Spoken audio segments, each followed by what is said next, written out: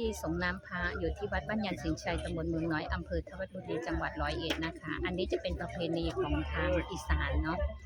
ค่ะก็จะมีการได้กล่าวคำขอขมาแล้วเรียบร้อยค่ะ ก็จะมีผู้เฒ่าหรือว่าผู้ที่สูงอายุหน่อยค่ะก็จะ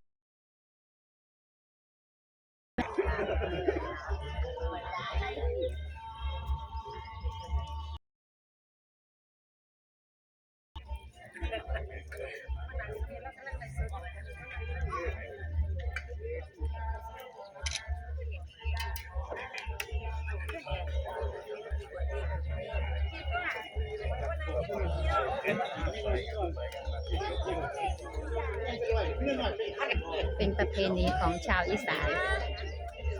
เป็นประเพณีของชาวอีสานปรึกษาเนี่ยป่ะค่ะเดี๋ยวเอาที่มารุ้งที่ไม่ทั้งหมดโอ้อาม่าเลยคืออาม่าเลยไม่ใช่ไงมารุ้งบ่โอ้ยเยี่ยมมากว่าเป็นอย่างไรคุณมาใช่เรื่องมันเดี๋ยวไปอาม่าเดินงูกาถาอยู่นี่ไปอาม่าเดี๋ยวค่ะวันนี้มาเรื่องมาแจกซ่องนี่ค่ะ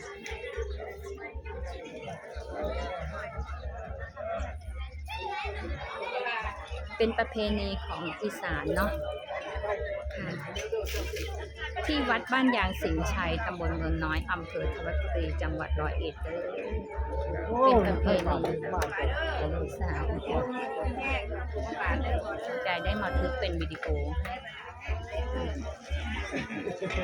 เอาพอบ้าน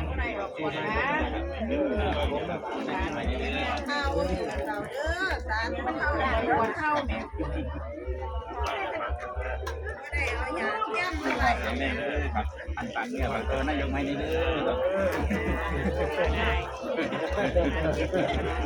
ปากก็เนื้อจะโตกว่าหาว่าปากแนวอื่นเหมือนมาบรรลุบาง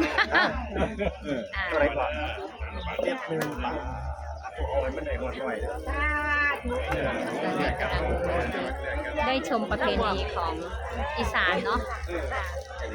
ตอนนี้ได้ชมประเพณี